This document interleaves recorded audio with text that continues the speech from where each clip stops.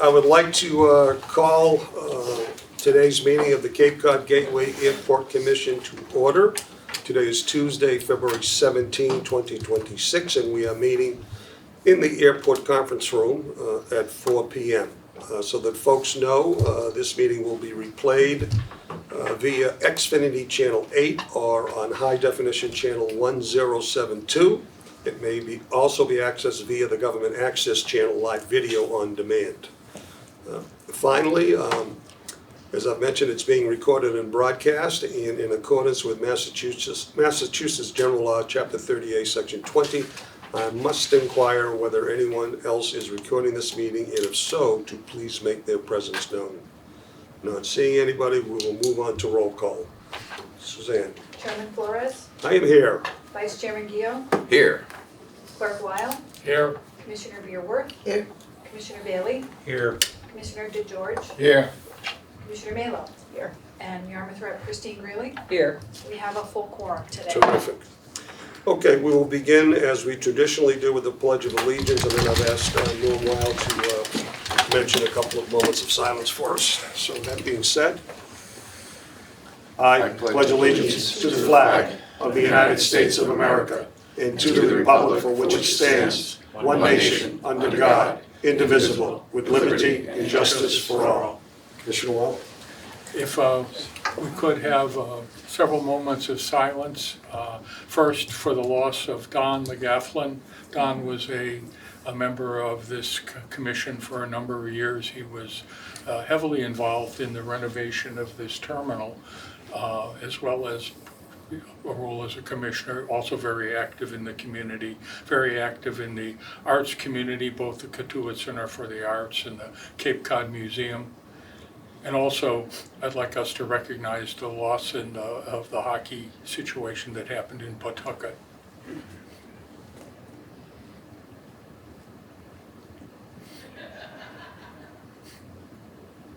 Thank you. Okay.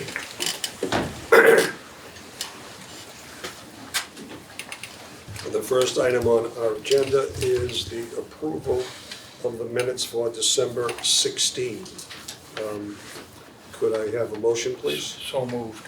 Okay, motion's been made, Second. seconded. Any discussion, any comments, any edits? Not hearing any, I'll call the vote. All those in favor signify by saying aye. Aye. Okay, that's a vote. The January 20th minutes are not available, so we'll move right into public comment. Is there anyone in the audience that would like to say something of any concern or issue? You have 3 minutes to do so.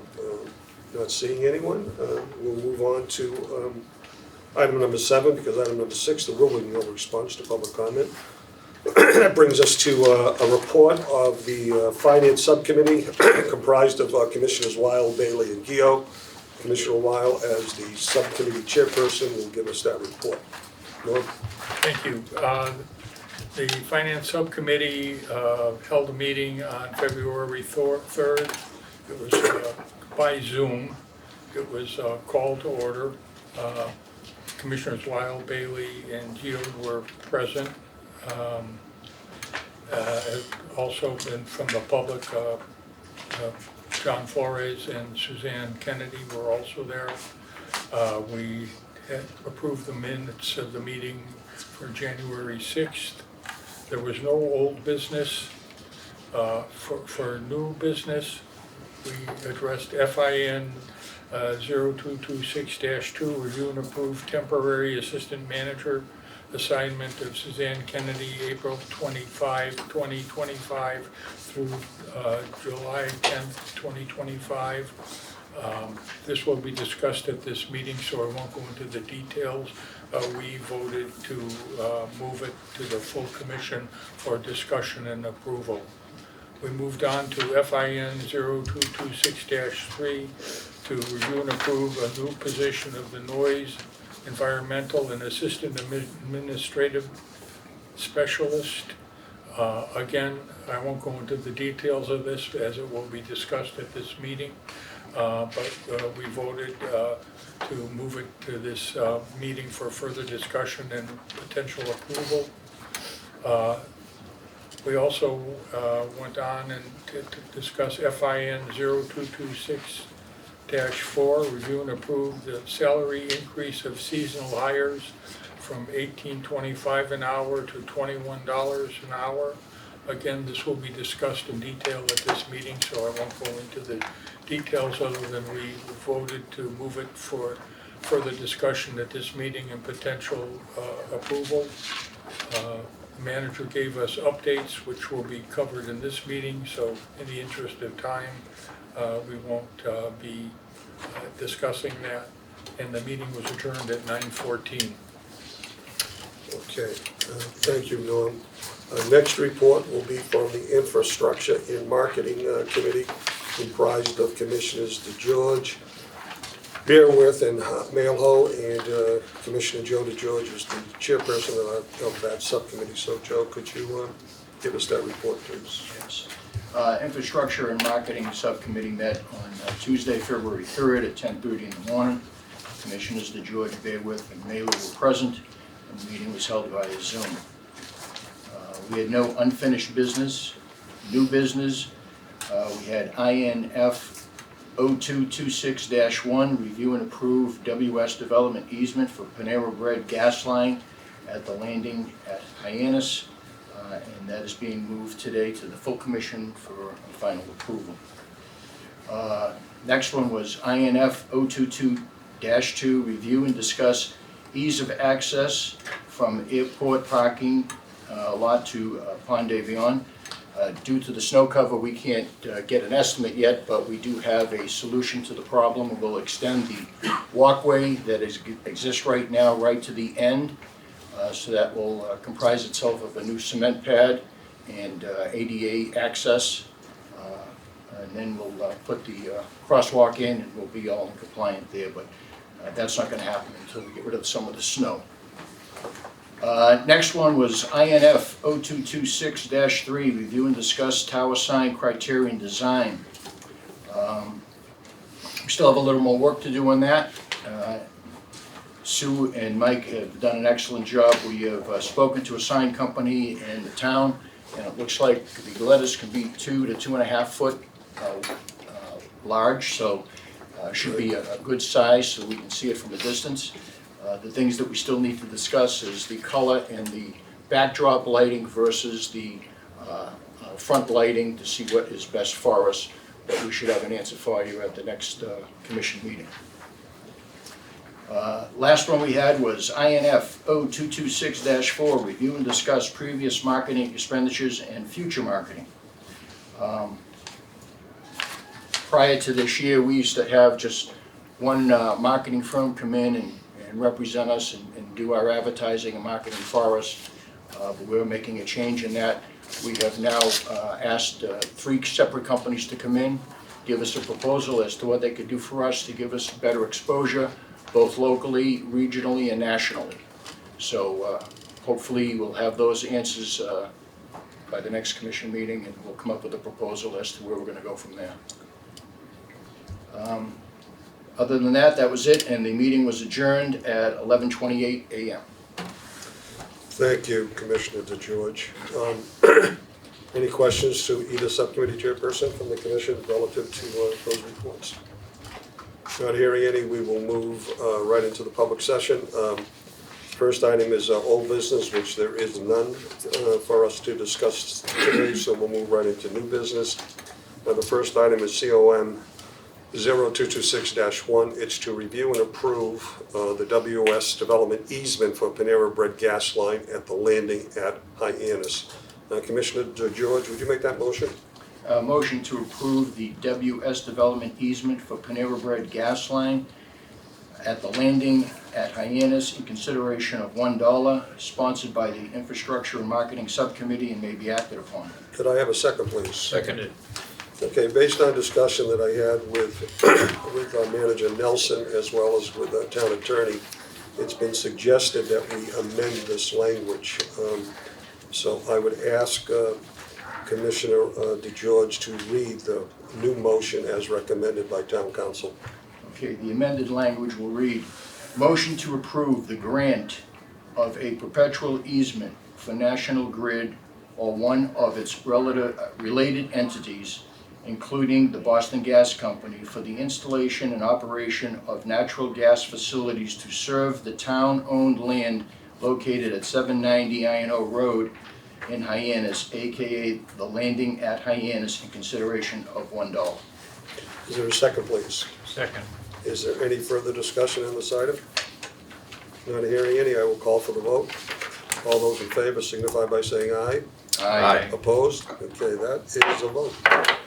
Next item on the agenda is COM 0226-2. It is to review and approve temporary assistant manager assignment of Suzanne Kennedy for the time of April 25, 2025 through June 30th, 2025, when we were going through a transition from the employment of a new manager and then a new assistant manager. Suzanne did step up with her background and experience to help guide us through a number of different issues. So before we even go to this, I want to say thank you for doing it and taking care of it for us.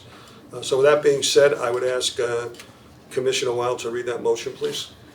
Yes, the motion, again, I'll be repeating some of this, but motion to approve the temporary assistant manager assignment of Suzanne Kennedy from April 25, 2025 through June 30th, 2025 in the amount of $6,194.08. The sponsor is the Finance Subcommittee. It may be acted upon at this meeting. Okay, motion has been made. Would someone please? Second. Seconded by Commissioner DeGeorge. Is there any discussion from any of the commissioners?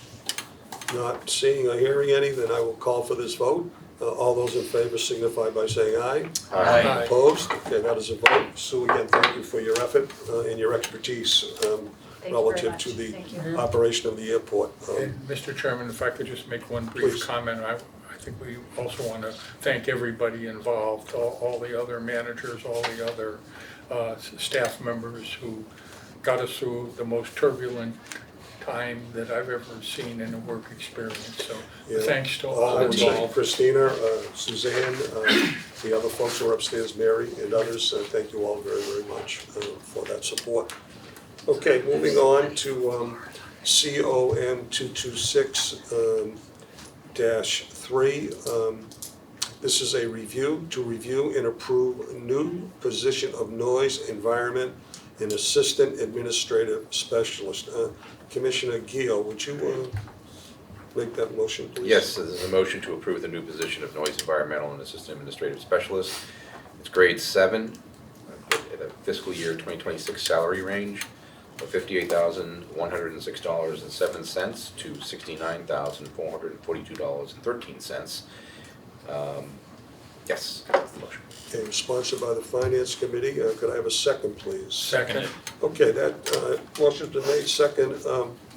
Assistant Manager Driscoll, could you give us some commentary on this, please? Okay, so with this position coming up, and especially with all the noise and environmental concerns we've had over the many years here, and again, I'm still being brought up to speed with this. With this position, we strongly feel that this is going to be a very vital part for us, for an airport, but also as a community. And like I said, in many of my meetings with you guys, is we are here for the community. And it's not us versus community, it's going to be a joint ventureship. And by having somebody dedicated full-time for this, even though Christina, she's been doing a phenomenal job at this, it's a full-time position, especially with the PFAS transition, all the stuff going on with that, and also with the noise concerns we have around the airport. We determined that it's going to be a full-time position, and that this person can spend the adequate time to address all these concerns, come up with suggestions, and how we can address the concerns of the public. So, and plus, with all the environmental stuff, I've been doing some of the environmental stuff, Mike has been doing stuff, Christina, and not to say that we're not subject matter experts, but it'll be nice to have somebody that's dedicated fully, that knows all the EPA regulation, what's going on. If they need to do public forums, we have somebody that can spearhead that. So that's why we are proposing this. And another thing to add on this, we are not making this a project manager for that, because the pay range for that will be 102 to 121. We feel that this is the right grade for this position. And even though we originally had a PM for this position, we feel that this will be better utilized for this airport now and moving forward. And by reclassifying that, we have a comparison savings of $51,000 to $53,000 a year. Okay, thank you, Sean. Any questions from any members of the commission? Question? Yes, ma'am. How do you report, will she report to Christina? How is that gonna work? No, that person will report to me. That was my only question. And I'll lie to Mike, but I'll be working directly with that person. Okay, I just have one quick question. Although we haven't approved this, we haven't advertised this position as of yet. No, we have not No, we advertised it. Okay, we have a motion, we have a second. Any other further discussion?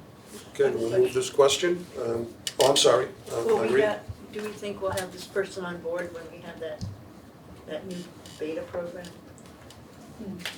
I would think so, because with this position, again, we have to advertise, and one of the things, we wanna get the right, we don't want a body in here, we want the right person. So hopefully, like, it'll be really quick, but I wanna make sure that we have the right person for this position. Right. Okay? Chris? What will Christina's title then be if this new position is coming in with this title? So once we get that, we will discuss that further, but right now she is security and noise right now, so Okay. we will figure that out when the time comes. Okay. Okay, the only observation I have is, I hope that with the salary range, we can hire the person with all that expertise. Yeah. That's pretty heavy. Yeah. So, I think you might be coming back to us at some point. Well, But if you can, wonderful. Okay, any other comments, any other discussion? Okay, we'll call this question. All those in favor signify by saying aye. Aye. Opposed? Okay, that is a vote. Next item on the agenda is COM 0226-4. This is to review and approve the salary increase of seasonal hires. Commissioner Beerwith, could you please make that motion? Certainly, COM 02626, review and approve salary increase of seasonal hires. Motion to approve a salary increase of seasonal employees from $18.25 an hour to $21 an hour, effective for new seasonal hires, sponsored by the Finance Committee and may be acted upon. Can I have a second, please? second. Okay, we have a motion, we have a second. Manager Driscoll, could you give us a little information on this and how you arrived at $21? Okay, so for the past 3 seasons, they've been getting paid $18.25. And for the work they do with the fueling, it's very critical to our operation. And with the way inflation's going, other companies are increasing salaries, we feel as the administrative group for the airport that $21 an hour would be very competitive to get hired hands here, because what we want to make sure is we want to get the right people in here at the same time, but at $18.25, there's other opportunities, especially around here during the season, that they can be looking at. So with the other entities, we want to be very competitive with that, because they are going to be fueling aircraft, and that is a very serious thing that they will be doing. So we want to make sure we get the right people in here and the right qualified people. So that's why we figured after 3 years, and if we keep it as this will be the 4th year, and we think that by having 21, we'll get those positions filled, and that we can sustain the fueling needs of this season. So for the sake of our audience that might be watching, and fueling is a very critical issue here at the airport and can become very dangerous very quickly, almost like fueling a boat. Do we have in-service training ourselves, or do we send those folks to a training program? So we have in-house training that we have one of our supervisors, he trains the firm how to properly connect, bond an aircraft, goes over the regulations, does in-person training with them, and makes sure, and he has a checklist of tasks he has to do to make sure they're properly qualified. Because it's not just a sign off, this becomes a federal requirement. So when we get inspected by our federal inspector, these are the records that he sees. And me being an ops person most of my career, I take that very seriously. So we gotta make sure we have well qualified and properly trained and documented personnel here, so we have no issues with the FAA. Okay, great. Any other questions, comments, concerns? Just Yes. one question that may get too broad, but who does the management team go to for advice on salary ranges? Is this a search that you do yourself? Do we get help from HR? What is the process with that? So and I'm just speaking from Mr. Nelson, so he looks at the local pay ranges of other jobs. So he's even looked at stuff at the landing, at the mall, also at other airports to see what their salary ranges are, and based off of that information, that's where Now, we came up. who does that? Mike Nelson. Okay, so we don't get assistance from HR? No, not, And this is the expanded part of the question. We've had a lot of discussion about, HR-related things at this meeting today. Is there a process in place that looks at everybody's job description and goes over the job description to match the job description to the job that's actually being performed? all right. Before I get, I just want to clarify on the first question that, to my best knowledge, Mike went through the the local businesses for that. I don't know for certain if he went to HR on that. Okay, but to answer your second question, we do semi and annual reviews with all personnel here at this airport, and that's where we go through the job description and making sure what their task is in line with their job description, and we do that every 6 months and every year. But if any one of the commissioners asked you for a copy of all of the job descriptions for all of the positions at the airport, you could give us a 3-ring binder or a file that we could look at and it'll be outlined. Because that's the exact same thing that we're asking for a policy handbook. Yes. And I know that you're working on that Yes. so that every policy that we either implement or develop as new information becomes our guidebook, Correct. if you will, for how We we can- run the we can airport. provide that And I know, I think you're working on that. Yes. Okay. I have a question. Thank you. Yes, Oh, sorry. excuse me, Commissioner? Yes, I was wondering how many seasonal hires are they? Will they all be doing refueling, or are there other jobs? And would this include the high school kids that are coming to do a stage here? So, to answer two of those questions, the main task is going to be fueling, okay? Because to do inspections on the airfield, that's a different task, different job. So these are just for fueling of the aircraft. Now, to be here working at the airport, you have to be 18 years and older. And part of what we're doing right now with the internship program that we have going right now, that's one of the things that we are just letting you know. We haven't, I know the exact day of when we're gonna post is seasonals, but when that day comes higher, that as part of the internship program here, that they're learning about the airport and at least give an opportunity to apply for the position, but they also might have help, meaning that they have some background knowledge. So part of the program that, again, it's gonna be an interview, it's open and competitive, but they're being aware of the opportunities that we'll have this summer for the fueling. She asked the question I was gonna Okay, ask. good. Thank you. Now, the only other comment I would make relative to employment, I do know that last summer and the summer before, through the programs that are run at Cape Cod Community College, especially in the aviation aeronautics program, we have hired a couple of students, if you will. Yeah. A couple of sophomores Yeah. at Cape Cod Community College And who have worked here. And right now, I'm still working with the high schools right now, but I'm going to be slowly transitioning over to the Cape Cod College. I haven't reached out to the colleges yet, but they're all on the radar in the near future. Well, we have, I serve as a member of the Board of Trustees of Cape Cod Community College, and we had a terrific meeting this morning, field trip. We looked at every program that exists, and they're housed up at Plymouth Municipal Airport. And I know that we have 250 students in the program, of which I'm sure there are more than one or two or three that would be qualified to at least apply. Absolutely. To take a look at. And these are students who are going into the aeronautics field. So something to keep in mind. Okay, with that being said, any other comments? We will call this vote. All those in favor signify by saying aye. Aye. Opposed? Okay, that is a vote. Next on our agenda, it's a report of our special committee, and we have Christine Greeley, who is our Yarmouth representative. So Representative Greeley, would you be so kind as to give us a report, ask the questions that you usually do, and all of the above? We'll see how quickly I can do this. Generally, we were very pleased. Bob Wittenauer was here with me the other day.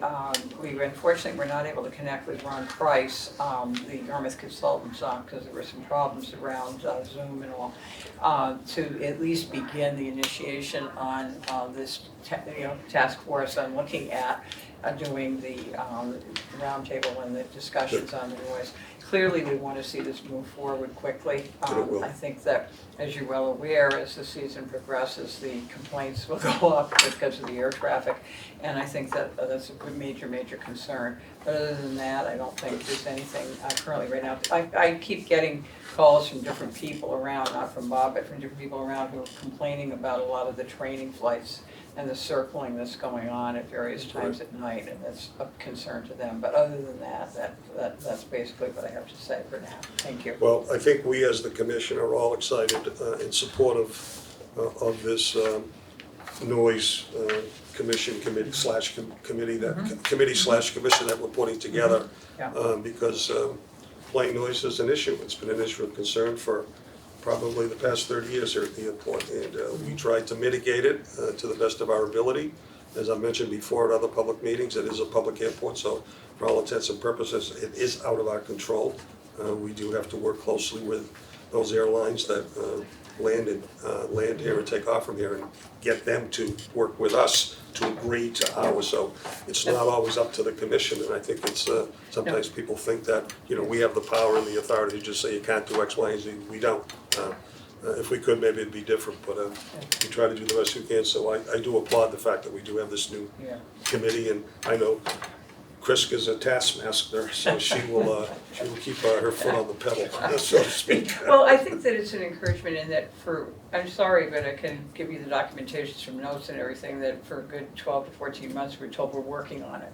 Right. And I think that now, clearly, you are working on it. And I think that's It's coming to fruition, yes. an important Thank you. criteria. Thank you. Okay, great. Okay, with that being said, we will move into updates. So Assistant Manager Driscoll, I'll turn the meeting over to you for the updates, and we can go right down the line. All right, great. Thank you, Commissioner.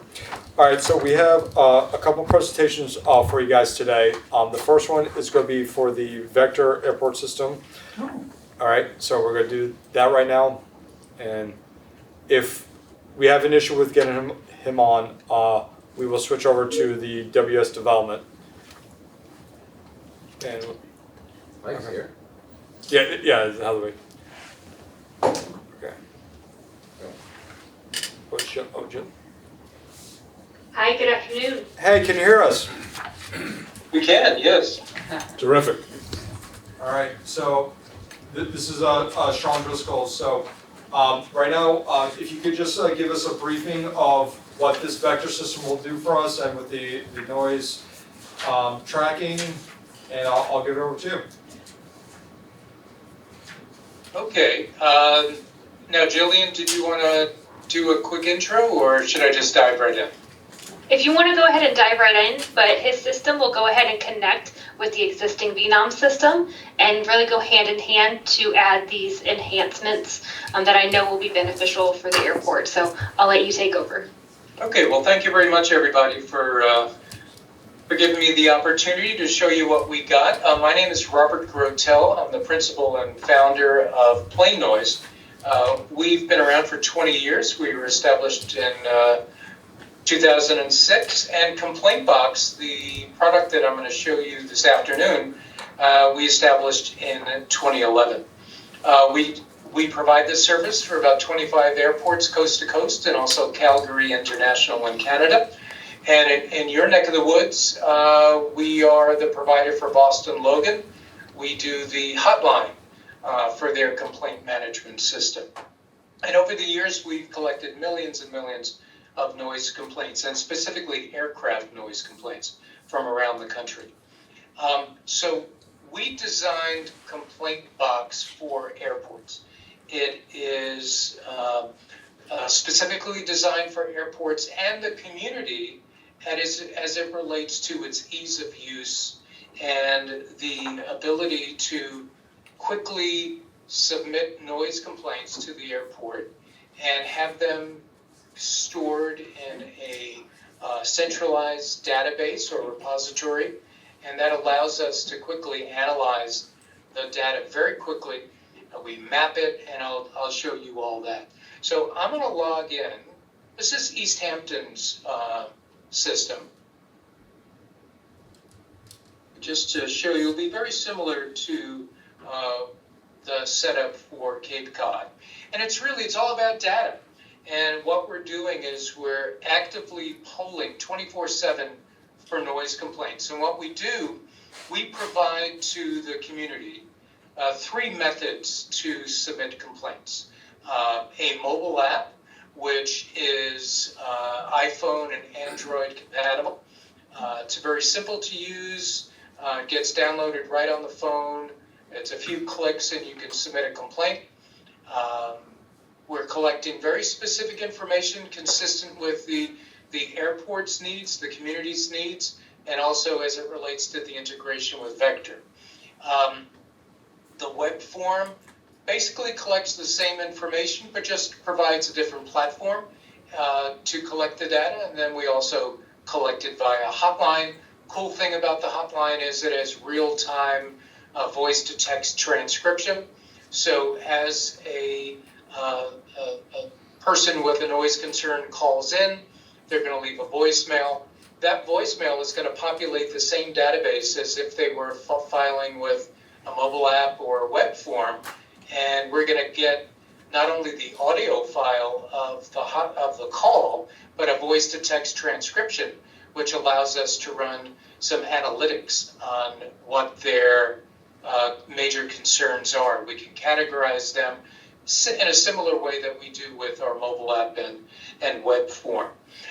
So this is our dashboard. It's all about the data. As I mentioned, where you have live counters. We're counting today, this month, this year. Again, this is East Hampton. This is the map of today. So in this case, only one household has submitted a comment today. Here's the East Hampton Airport right here on the South Fork of Long Island.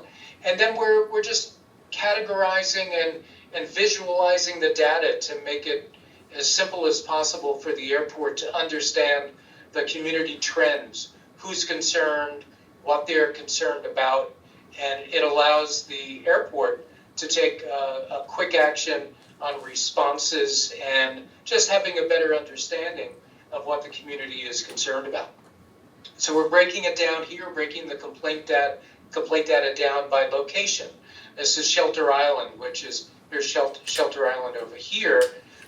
They've submitted the most complaints month to date. And the North Fork of Long Island, which is right over here. And they get a lot of helicopter complaints in the East Hampton area. Scrolling down, we're also tracking who is the most annoyed.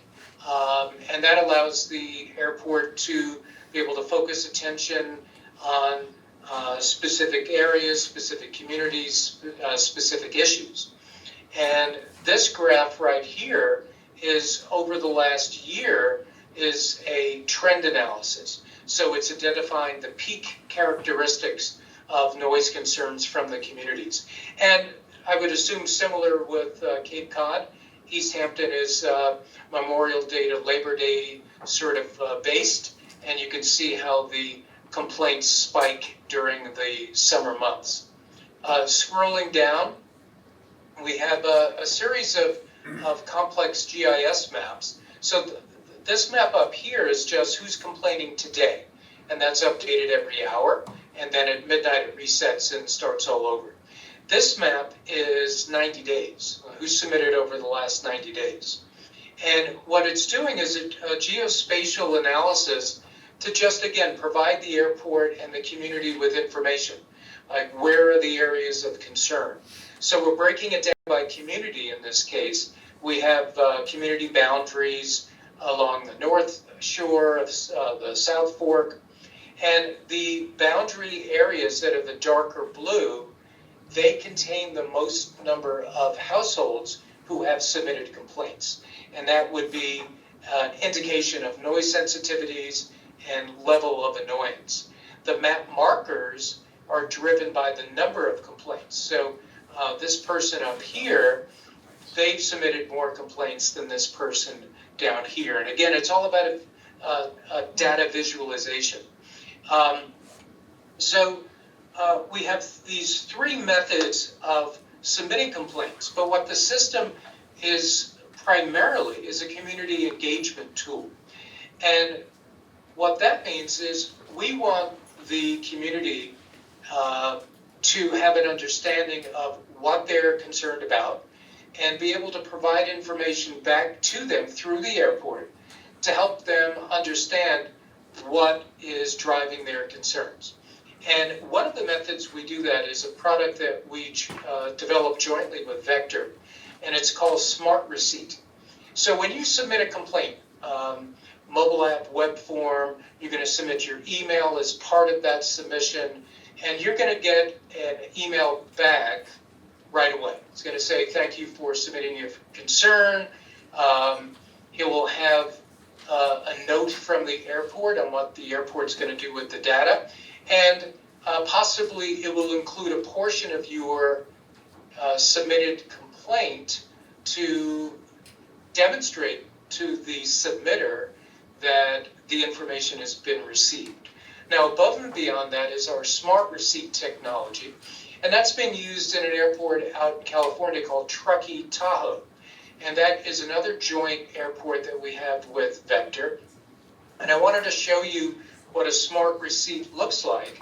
And this is something that Cape Cod is very interested in a community engagement context. So this is a person who lives near the airport. They submitted a concern. Their comment basically is that the pilot made a hard left turn after taking off on runway 29. So what the airport then does, the airport staff, they go into the Vector system, they review the flight track, and just with one click of a button, it's going to send out a Smart Receipt through our system that happens in real time. And this is what the Smart Receipt looks like.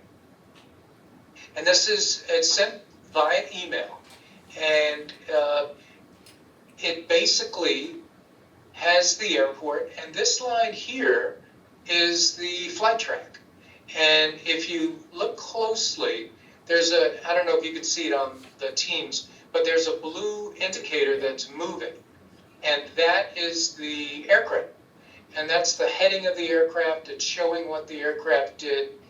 And down here is a personalized note that is completed by the airport and responding directly back to the constituent to the concerned individual.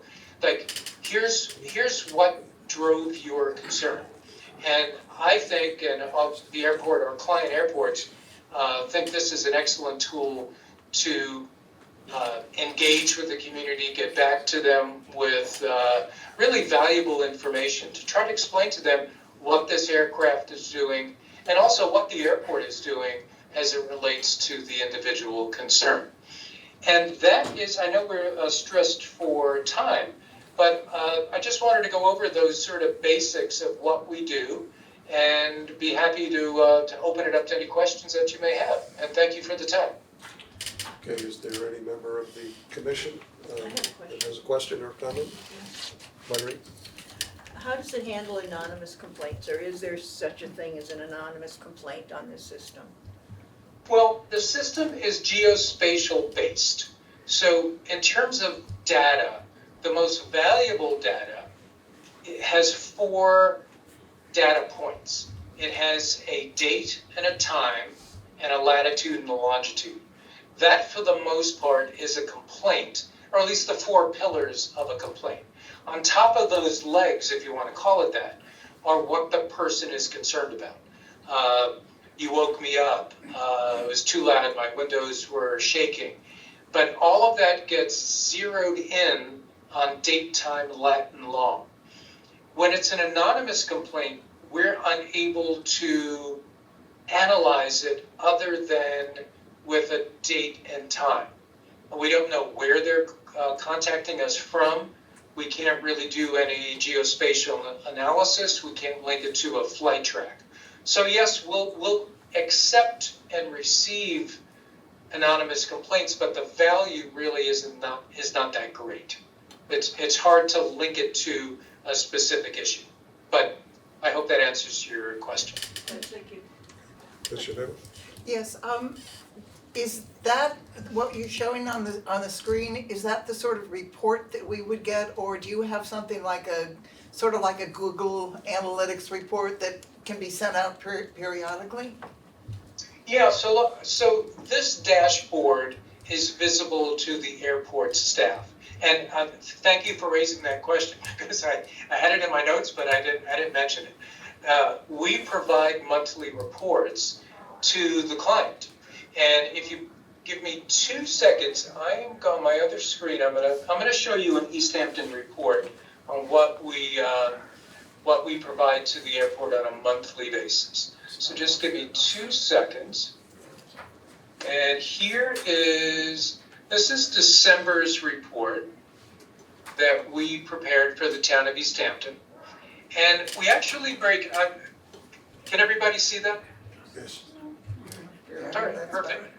So this is a PDF that we prepare, and it just takes the month's data and presents it again with a series of visualizations to help everyone understand, hopefully, what the issues are, what's driving the concerns, the numbers are the level of annoyance. Now in this case, this is half of the data. The way the town of East Hampton wanted us to do it, we actually provide them with 2 separate reports, I'm sorry. We have one, and they're both the exact same format. One is the town of East Hampton, complaints from within the town, because that's who our client is, the town of East Hampton. And then we have another report, which is outside the town, complaints received regarding the airport, at least what people perceive as regarding the airport, but the constituent is located outside the town's boundaries. So, but real quick, just the same kind of data. We break it down by community. We're providing some detail here. It's 10.7 complaints per household. The complaints per household is a level of annoyance. We're looking at how they submitted it. We're just breaking things down in hopefully a very clear manner to allow people to just look at it quickly and understand what's going on. How people are submitting it, what they're concerned about. In this case, it's the type of aircraft. So 44% of the people complaining in the month of, this is December, that's I think what I said, submitted about propeller planes, and 32% were helicopters. And then we're looking at the people who are complaining frequently. How many complaints did this one resident submit? Now, we're very, very careful about privacy. We don't mention anybody's names. That's nobody's business. But what's interesting, I think, from perhaps the community perspective and the airport perspective, is where is the person contacting the airport from? So in this case, Northwest is a community to the north and west of the airport. And then we have, of those communities, here's a breakdown. The Northwest section submitted over 40, and Wainscott, which is actually where the airport is located, submitted less than 20. And then lastly, we do a static image of the map, just to present another visualization. So that's the kind of reporting that we'll do as part of this project. Thank you. Any other questions? Chris? I just think this would be a major step forward. I also like the idea of the not using people's names. I think that's important. Yeah. But I do think that being able to see the geographic areas of where it's happening is important because we maintained all along their complaints from all kinds of the radius around the airport. So I think this is a major step forward. So thank you. Okay, not hearing any Yeah, other, well, I'm sorry? Not hearing any other questions, the only other comment I would make would be that this is something that Christina Lounsbury has been doing for years, and it was this company that she brought to our attention as one that would work closely with us, so I want to thank you for Yes. taking the effort to make that happen. Yeah. I think this is a step definitely in the right direction, so Absolutely. let's hope it goes where it should go. So with that being said, if there are no other questions from the Commissioner, Chris? Is there any chance that we can have a physical printout of what's been on the screen here? Because it's like kind of far, I didn't bring my binoculars. Oh, okay, I'm sorry.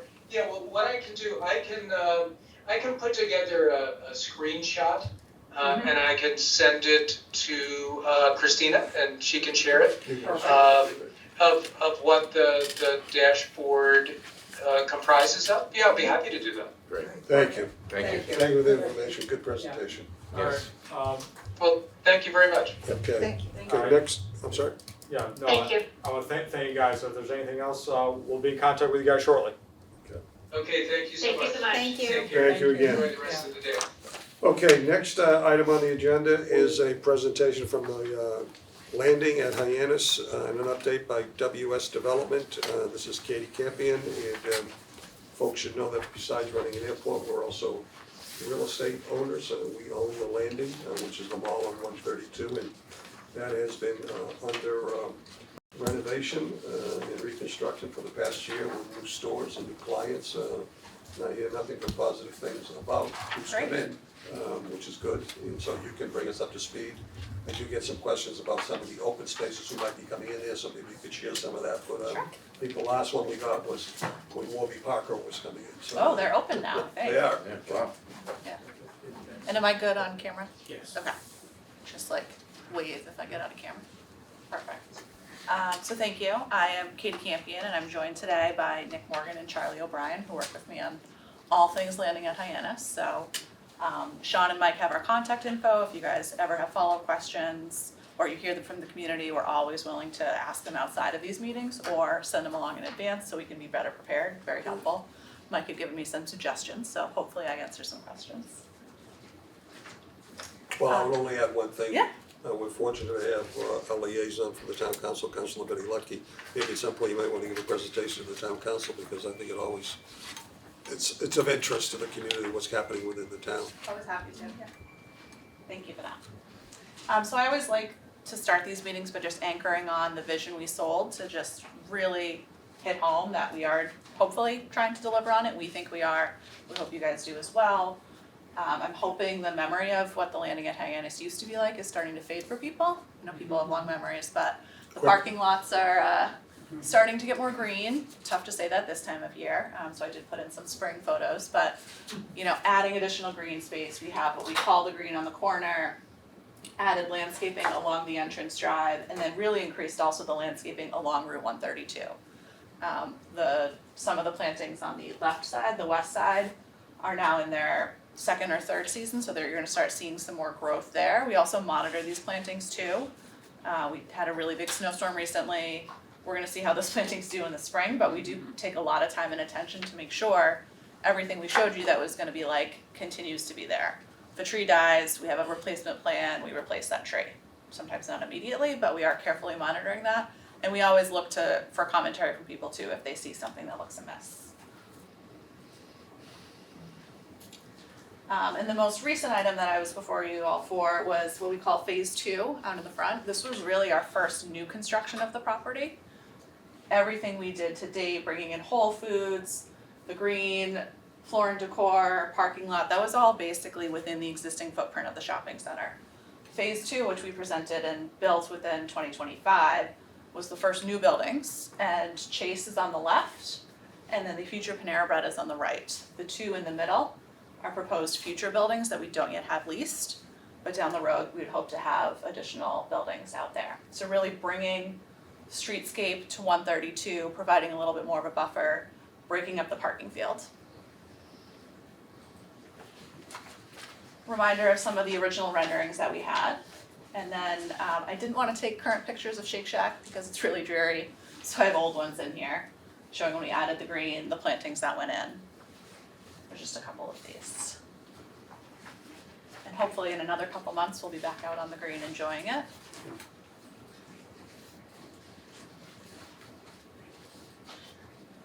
Okay. So wanted to talk through some of the recent openings that we've had and then what we're focusing on for the year 2026. So with, like I said earlier, the biggest addition within 2025 was new buildings. We also brought in a lot of new tenants.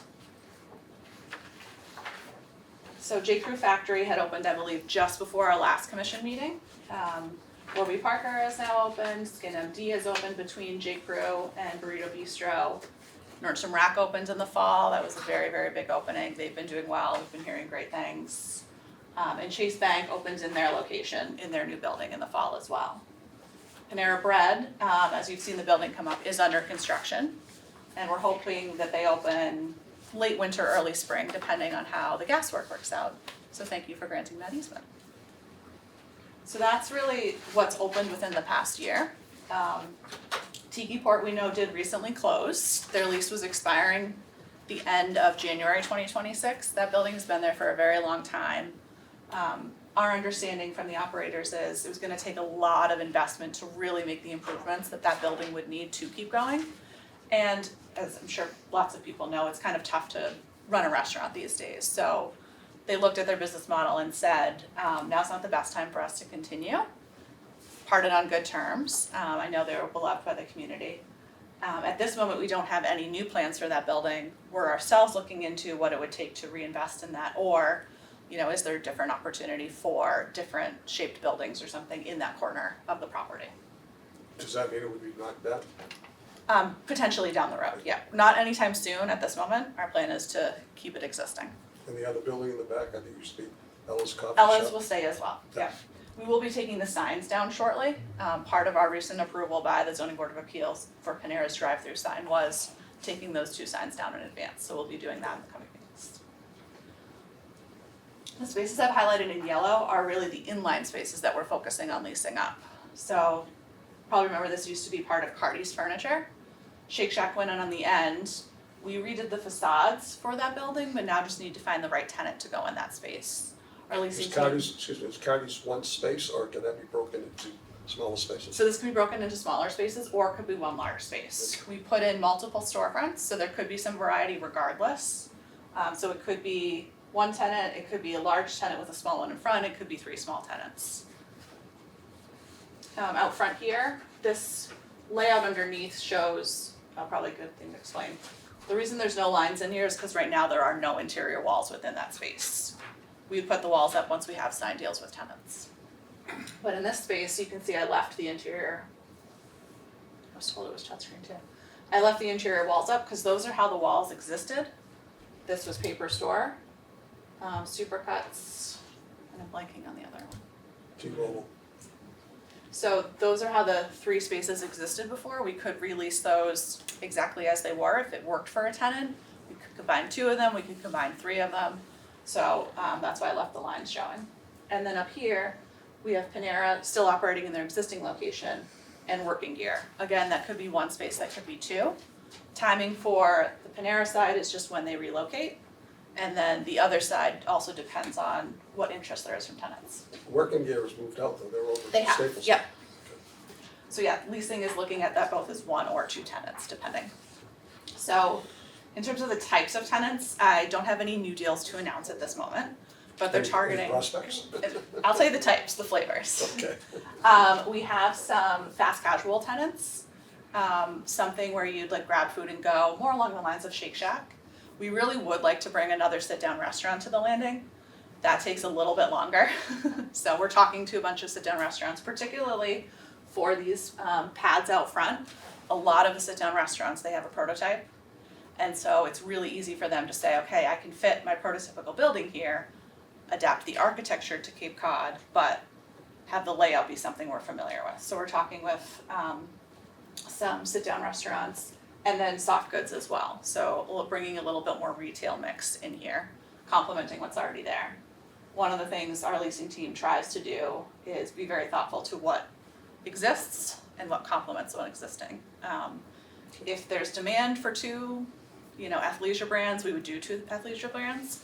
But if not, they wouldn't want to have the one that's there already be cannibalized by a new user coming in. So they really take a careful look at who's there, who's doing well, what types of, I call them flavors because I like ice cream, what types of flavors would complement the existing mix and what should we bring in. In the large spaces, there are potential, for example, like a Boston Public Market in Haymarket Square where there are almost like bull carts, there's probably 25 different little companies within that one big facility. Yeah. Is that something that you've thought about doing? We haven't looked at that. Food use probably not because of Whole Foods. So in terms of bringing in more like soft goods retailers, we haven't looked at that. The space is kind of bare today. We'd probably have to consider making some investment. We do have the opportunity on some of these spaces if there was more like a pop-up Yeah, tent. I think too, about between April and October, there's arts and crafts shows on Cape Cod Mm-hmm. every weekend. We have a lot of them at our own public parks here in Hyannis and other villages within the town. Would that be a concept that we could put so that folks would have the opportunity, rather than be seasonal, we'd have a year-round, I don't wanna call it a farmer's market, but an arts and craft market where people could rent space and come in and out. I'm just putting out Yeah, ideas we could of what definitely works look on the into it. Cape. Yeah, we can definitely look into that. Seasonality, like you said, is a component of that. It's also the behind-the-scenes infrastructure to run that. The landing at Hyannis for us is not a staffed property. Some of our staffed properties have more of that activation, have people that are bringing in yoga on Sundays and farmers markets. With Whole Foods, we wouldn't do a farmers market, but things like that. So we could definitely look into it. Just a thought. Yeah. Okay, any questions from any members of the commission? Not hearing any? Thank you so much, and Thank you very we hope much. you get it rented as quickly as possible, so there's revenue coming into WS, and we have more opportunities to pick from Great. as residents of this area. Thank you Well, very much. so Love that too. and thanks so much for coming down from Yeah, Chestnut thank you Hill. all. That's Thank you. it. Thank Yeah, you it's again. great to be here. Work on that restaurant. Thank you. Thanks again. You want to stay for the rest of the meeting, you're more than welcome. If you want to get back on the road, we understand. Thank you. We're back in Yeah.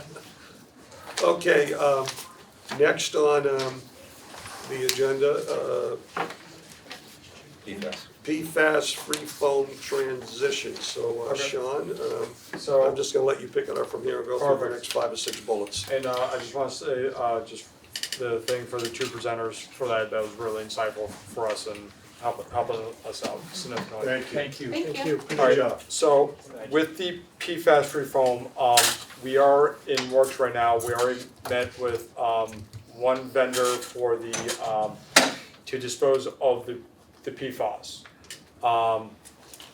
We're looking at least 2 others, possibly 3, and that's gonna be starting this week through next week, because we want to get this done sooner than later. Just to give you a little of the direction that the airport wants to go. A lot of airports do the draining of the PFAS tanks on site. All right, I am requesting that off site at the facility, okay, because I don't want anything happen here, okay, so that's gonna add a little bit of cost to the process, but not a significant cost, okay? But it will be a cost, but we don't want anything, any draining, filtering, cleaning, we want that to be done at a proper cleaning facility, okay? And we just don't want anything hitting the ground, so that's where we're standing with that.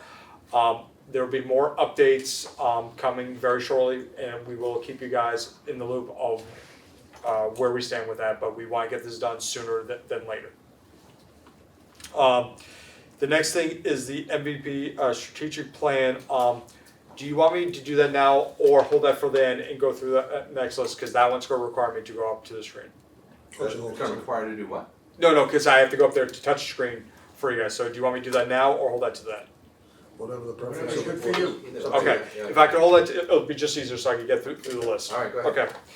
Okay. The next thing will be the marketing and advertising. So we have had meetings with iHeartMedia and, was it Horset? Hearst Media on like, as we discussed, advertising for the airport here and abroad. So we are still waiting on from some data from them, but once we get the data and the proposals, we will share that with you guys quarterly. Yes. Yeah, I was at a actually I was at a Cape Cod Chamber of Commerce chamber meeting last week and ran into one of the VPs from Pierce Cote. And I shared with Mike, that's a service that they also offer in terms of all kinds of advertising, so I know that he was gonna reach out to them. And as I said to him, I try to keep things on this side of the bridge if we can work with local people. Yes. I think we as a commission would prefer that, so make sure you touch base with them. We did, we Susan? reached out to Diane. Yes, And Diane McPherson, yeah. she asked that we wait until Brad is back from vacation, so Okay. we've set up a meeting Sounds for good next to go. week. Yep. Thank you. And again, we just want to look at all options. We keep it, Sure. but we want to see most bang for the buck and see what other services they bring and give you guys options. That's what we're here for. Mr. Chairman, it's, you know, it's one of the things we've talked about in the past, the marketing outreach. We want to get it off the Cape. We want to get it nationwide. Oh, I agree with that. You know, we want to get into Totally. different markets, and I'm not sure if Pierce Coute has the same reach that an institution like hers Well, or they're a iHeart can do. they're a subsidiary of Reagan Communications, and he's actually global, so he has all the George Regan. George, who has been in the business for many, many years, he was the former Director of Public Relations with Kevin White way back when he was mayor of Boston. So they're very well connected on a global basis, so whatever works, and I agree with that, we want to get as much knowledge and information about who we are and Yeah. what exists here that we possibly can, so. And I think that Commissioner DeGeorge is working on this. Yeah. The Infrastructure and Marketing Committee. When we met last week, in subcommittee meeting, you know, one of the biggest things that we looked at is how do we reach outside the Cape, right? You know, we're gonna go to Chicago, we're gonna go to DC and Philly. Well, we need to reach those markets, and some of the local companies cannot provide us that access. And we know that we need to go outside the area to get that coverage. We also know that it's gonna cost us a little more money. We don't know what that's gonna be yet, and that's why we wanted to have 3 different companies compete. Sure. And then tell us what they could provide us. I think in the past, because we stayed local, a lot of the stuff that we did was pretty much written by Katie and whomsoever, and we weren't really getting out where we needed to be. And so what we're looking for is for companies to come in with their ideas and give us what they think they can do for us, not what we want to give to them. Right. And so if we're gonna pay somebody to Sure. come in, Yeah. come with your ideas and wow us, Sure. okay? Yeah. We wanna be able to be wowed, we wanna be able to see all the stuff that's available that we have no knowledge of. We don't know what we're looking at yet until they come in, but they need to come in with a You know, plan. it's interesting you raised that. Many years ago, I spent a lot of time down in DC, so had joined up for all of the various newsletters, because I was always flying in and out of DCA on a regular basis. And I still get the DCA newsletter, and I remember last summer when they were doing all sorts of announcements about new rides, new this, new that. We were never in the newspaper, we were never in the summers. newsletter. 2 summers And I we've would asked for that. I would call management, and I'd say, Yeah. why aren't we there? Yeah. They're advertising new landings coming in or And new that's, takeoffs. and that's why we need to look outside the area. Right. Just an observation. Yep. Thank you. Okay. So that's gonna be coming along. The next thing is the emails. All right, so we are making a big push with IT to get this accomplished. We'll try a different strategy to get this accomplished. So one way or another, we will figure it out. So if I have to go down there personally, I'll make something done. Let me know if you want company. Okay. I'll give you an example, you know, as I mentioned before, I'm on the Cape Cod Board of Trustees, and I have a Yep. capecod.edu Yes. address, so I don't have to use my personal So we will look at options, and I understand the concerns, and they're all valid concerns, but we will keep on working to get this accomplished. Okay. Thank you. All right, next thing is the noise roundtable. So we had our initial meeting, which was held February 10th, and I just want to say thank you to Betty, Chris, Christina, and Sue, because they're part of that. And there's two other, but we had two other people from Yarmouth that were represented there too. But I thought it was a very productive meeting, setting the groundworks. And I know, just talking to people, that this has been a issue going on for a while. And I'm looking very forward to moving this forward with the technology. Hopefully we get this person, and these will continue moving forward. We are setting up parameters. We're gonna be part of the community, but it's gonna be a joint ventureship. It's not gonna be me solo, it's gonna be everybody's input to make this happen. And I also wanna thank Wendy for her insights and input on that, for that. And I think we're getting, I like to say, the secret sauce right now, okay? Getting ideas, having good discussions with good information, that we could start making things happen for this airport and the community, all right? Because too long have we been just, okay, well, we'll take the information. Now we gotta act upon it, okay? We've also had meetings with Cape Air, so they're aware of these roundtables, and we're coming up with ideas that will be presented at the roundtable. So like every roundtable will have an agenda. We will share the agenda, and the purpose for the agenda is to keep everybody on the same page, but also keep us on track. So whatever we want to discuss, we will have the information sent out prior, so we can have good, intelligent conversations. And Mr. Chairman, just as a reminder, Sean, the most important thing on the roundtable is to listen. Correct. Right? It can't be a flow of information to the airport, to the community. This is an opportunity for the airport to listen to the community. Yes. And that's what, like, and to your point, we are a community airport. It's not like I said us versus them. We have to be joined at the hip, side by side, because if there's any disagreement, we're not going to accomplish what we want to accomplish. So the measure of that is who's doing all the talking at these meetings. Because if it's the airport, we're missing the mark. Correct. Understand? So I'm just, when you mention all the stuff you're gonna send out and then brief on it, blah, blah, blah, that's taking up airtime, right, at the meeting that could be used by the community to speak. So just keep that in mind and keep it balanced. And let me add one thing to that. So when we set the agenda, the community is going to be sending the agenda. So we're going to ask them for the information, and those are going to be the talking points. The reason why I'm stressing the agenda is I want to keep everybody on task. I don't want to have sidebar conversation and then we miss the mark. And we're not going to take on 15 things all at once. We'll have select items, get them addressed, see what we can do, and then move on to the thing. I'd also recommend you use the parking lot method, where when somebody brings something up that's not on the agenda, you put it in the parking lot. Yes. And then if you have time to get it to it in the meeting, you do, but if not, you move it forward to the next meeting. Correct, and that's what we're very diligent about, is keeping people on task. And if something comes up, we'll make a note. We'll say, okay, hey, let's have next meeting. So the reason why I'm doing this like that, because if there's something that's brought up that we have not prepared for both sides, Sure. I want to be able to talk intelligently on it so we can have good discussions. It's like, I don't want the community or the airport with a got me question or a got me, like, I don't want to get anybody cornered, okay? That's not the purpose of it. The purpose is to take action and to set realistic expectations moving forward. Will you be sharing the plane noise data at these meetings?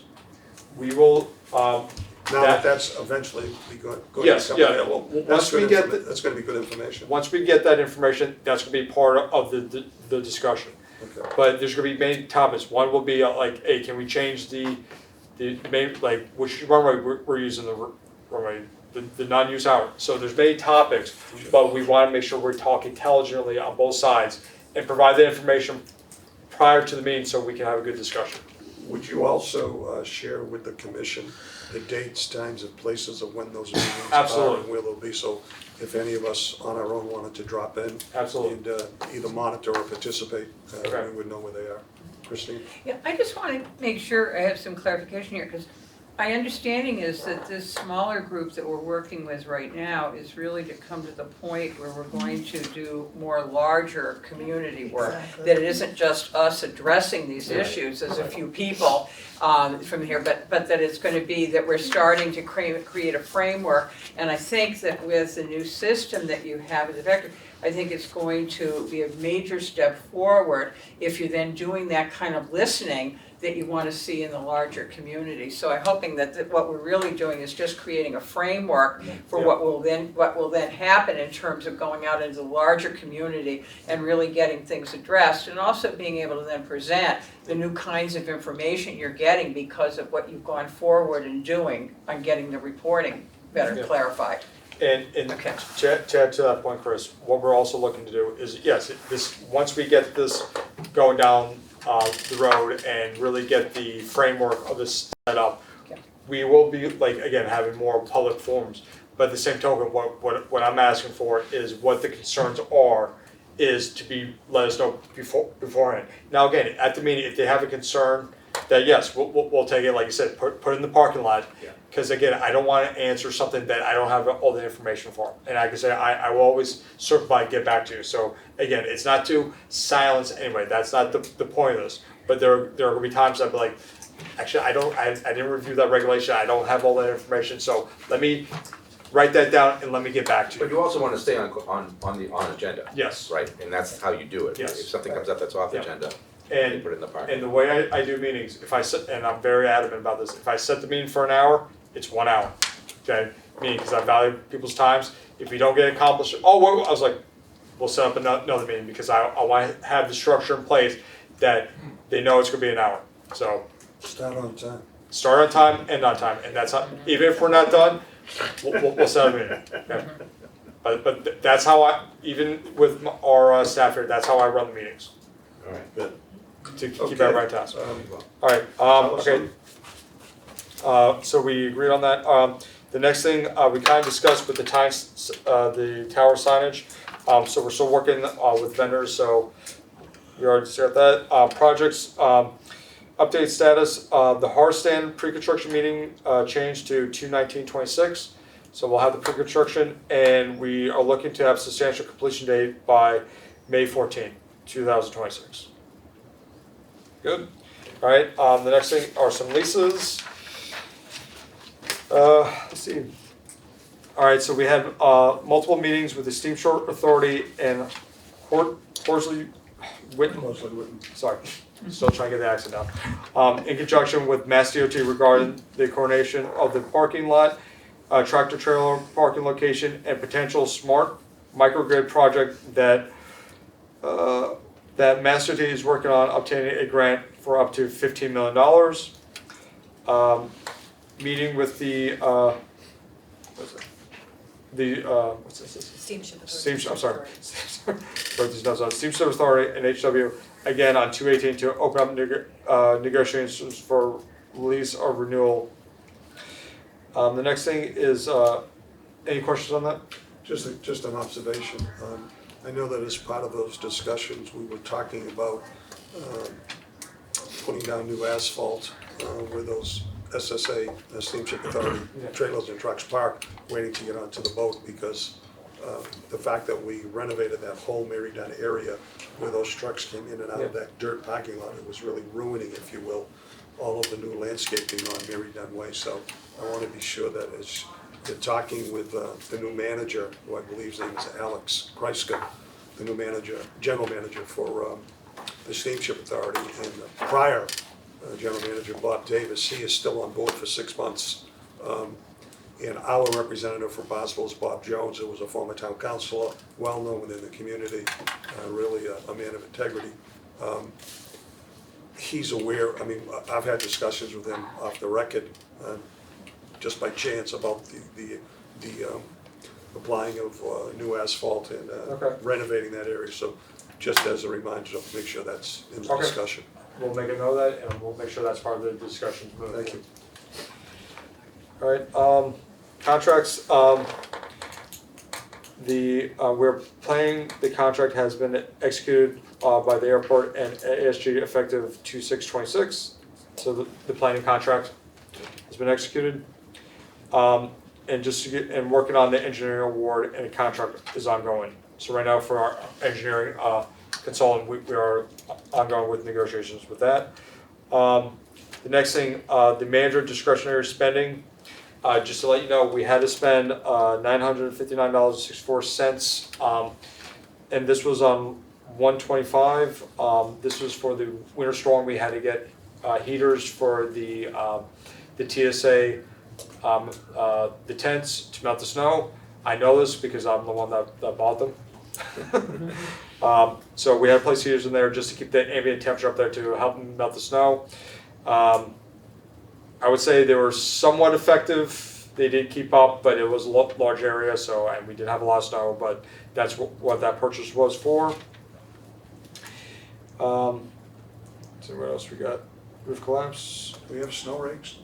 Yes, not tall enough. All right, and just for the record, I did on that day get my vehicle stuck on the service road. I found out what a snow swell is, so, okay. And fortunately enough, I now have snow tires, so. No, I've gotten stuck 3 times, not proud of it. So there's an area of the airport now that they're calling Driscoll's Corner. So I don't know what that means, but they have a board that Means says you're still a rookie. vehicle 98 stuck 3 times. So they're keeping track on it. They're taking bets on me. So If they put more sand out there like Florida, would it help you? I was gonna say, for the sake of our audience that might be listening, folks should know that this is Sean's first winter. He's a product of Fort Lauderdale where That's right. Yes. he never saw snow till he got here. I've seen more snow. My honeymoon was in Iceland. There's more snow here than there was in Iceland. Just to let you know. Okay, we got that. What else? Oh, okay. We also snow loads prior. I see you taking out a full-page sponsorship of the Yes. Chambers. Yeah, so we're taking, That's it's gonna be $6,900 for renewal of a full-page sponsorship in the Cape Cod Chambers, 26. And we do have renderings of that, so if you need us to share that with you, we'll be more than Please glad do. We to saw, share that. that came out with the email, I think, didn't it? Okay. It looks really nice. Yeah. Okay, Yeah. good. As does the newsletter, the one-year Yeah. newsletter was very Came nice. out nice. Looks good. Okay. So tell us about JSX potential airline service. Okay, so we have been in talk with JSX, and they're looking to do service from here to Teterboro, and they're gonna be flying E-145s, and that's a, Go somewhere. with this company, they want to do a service Thursday, Friday, Saturday, and Sunday. They're gonna be a Part 135 operator, they're not gonna be a 121, so it's more of a charter. And what they're looking at is it's gonna be a faster service, like I guess a more of like a private. It's not really like a commercial aircraft. It's more of a private center, so more upscale. I guess amenities on the jet aircraft. Now again, the typical E-145s is a 50 seats. I believe that these configurations will be a little bit less than that. 30. 30. Oh, nice. Okay, so it's just gonna be a little bit more of an upscale service to Teterboro, and that's what they're doing. We met with them a couple times, and they're very interested of coming here. So right now we're just in talks with them, and once we get more information, we'll let you guys know. Can I just ask a question? Yeah. If you're flying from Hyannis to Teterboro, where do you go from there? I mean, what's there? There's nothing there. There's no connectivity there at Teterboro. Teterboro is Yeah. It's the It's VIP no man's airport. land. it's corporation, it's CEO's airport, Yes. right? Go to Hackensack. Yeah. However, where I can see them going with this is that you've got, you have these CEOs that fly into Teterboro, they're attending to business in New York, and then they wanna go to the Cape, right? So here's a way they can do it very, very easily by jumping on these and getting the type of cabin environment that they're used to. And I would just point out as a clarification, I believe this is gonna be, if it's under Part 135, it's gonna be air taxi. It's not gonna be charter, because it's a scheduled service. Yeah. So, Okay. Any questions on that? Now, can I go back to the MVP plan? Yeah. Okay.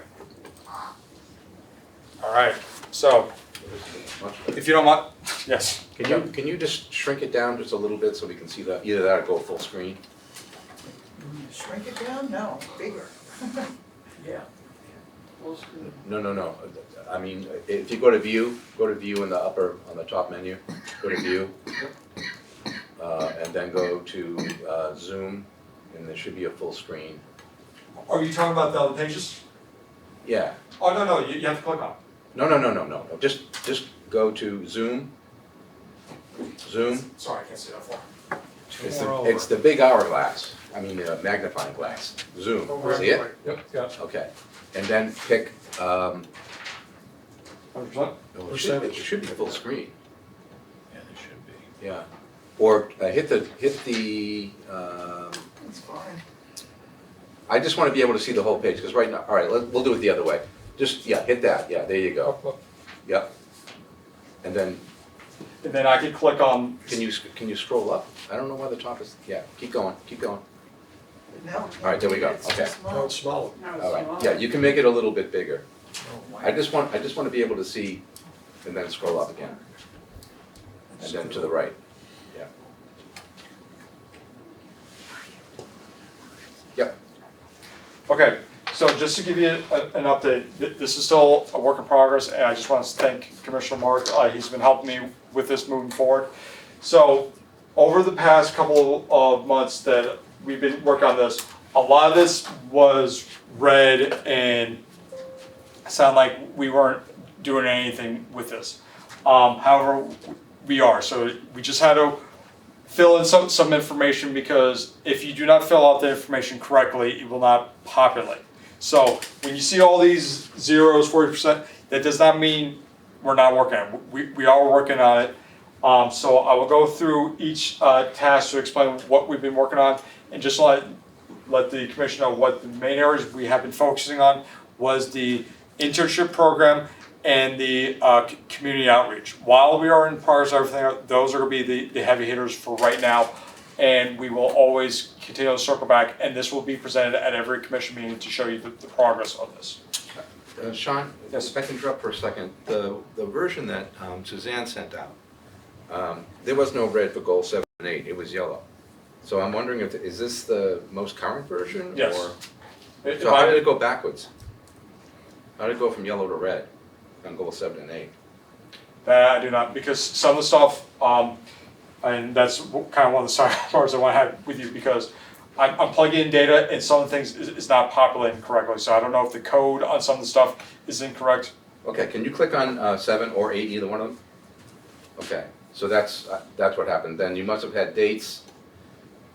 Yeah, because this was sent out, and this is important for people to understand. This was sent out on February 12th.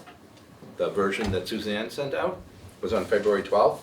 So on February 13th, we went past the target start date, and that made it late, and that's why it went back from yellow to red. If you go back to the dashboard,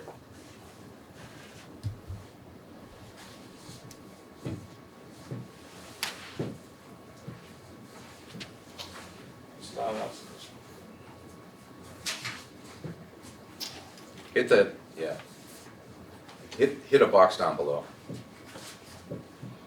That you can actually, yeah, there you go. Okay, so and this is important for us as a commission to keep an eye on, because as we see this, when you see something that's yellow, that means it's in danger of becoming late, right? And then once we pass those dates, it goes red. Keep in mind, you have control over those dates, Yeah. so you can update them. So if I can ask you something on this, we go right here. All right, so this task right here, 2/12/26, so this is in progress, but like, is it because like this date, like I don't know, I understand why that's late when it's still target finish, What's the start date? 2/12/26. Okay, has it started yet? Are you showing anything? Yeah. So I don't know if that date's thrown off, so that's one of my questions. So, because all the stuff is in the date range, so we really should. Why don't we hold that in abeyance and Yeah. make sure we figure out the mechanics of it, and let's get into the report. Okay, Sure. so.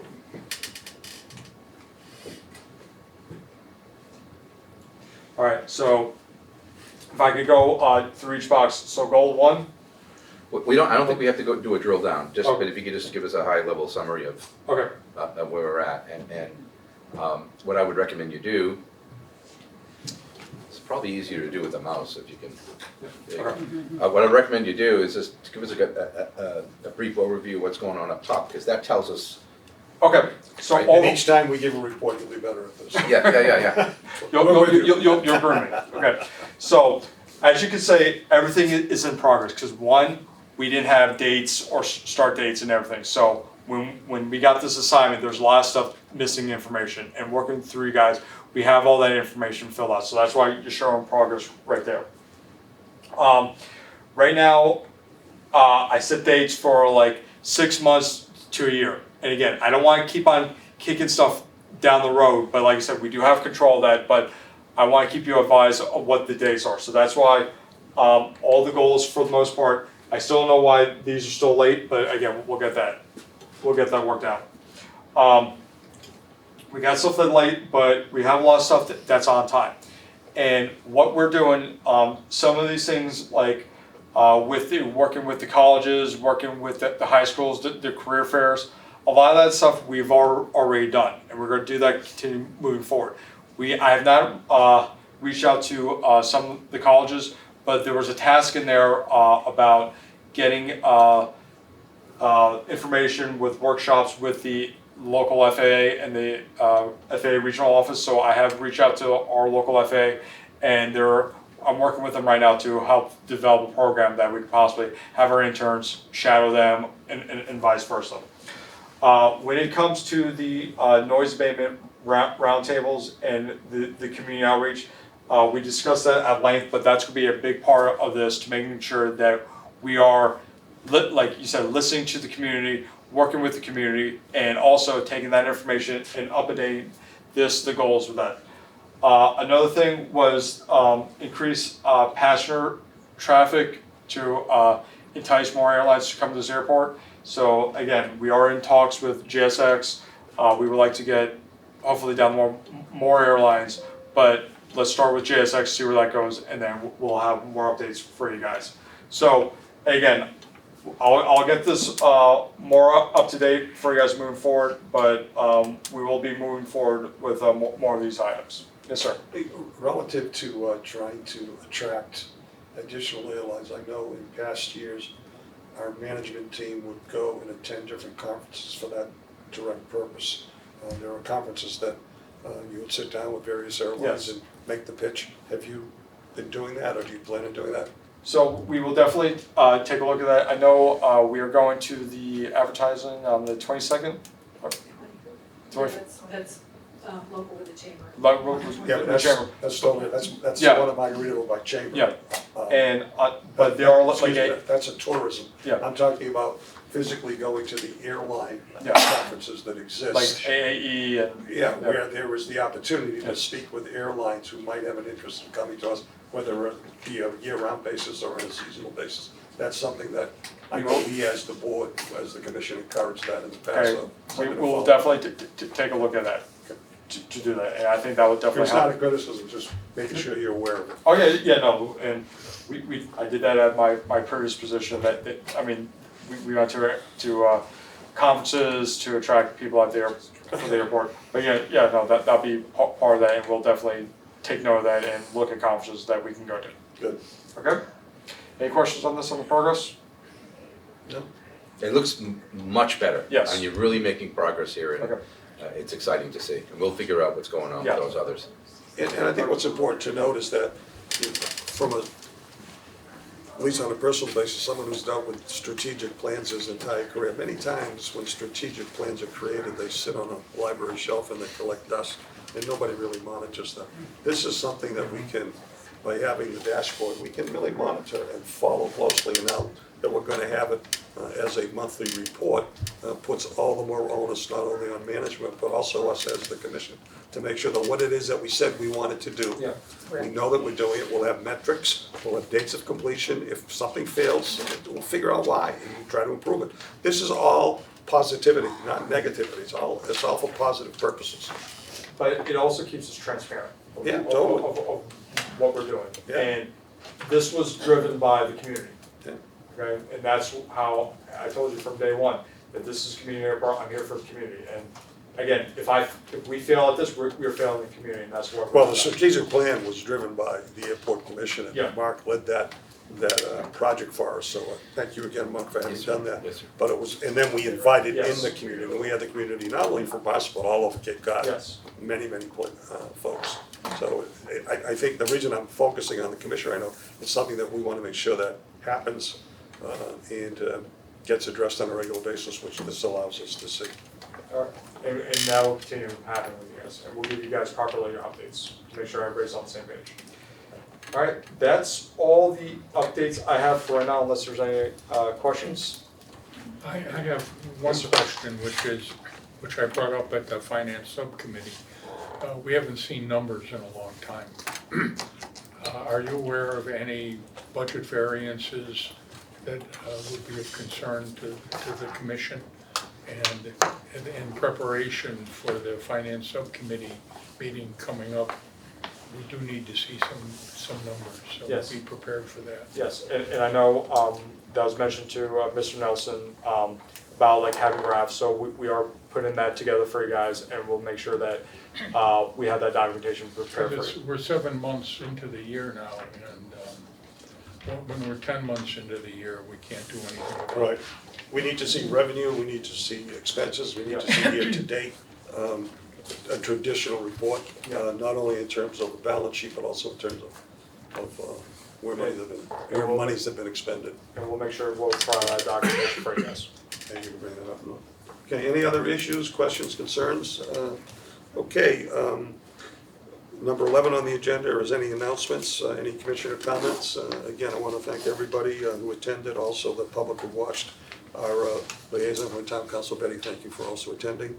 And with that being said, there are no matters that were not reasonably anticipated by the chair, so I will entertain a motion to adjourn. So moved. Is there a second?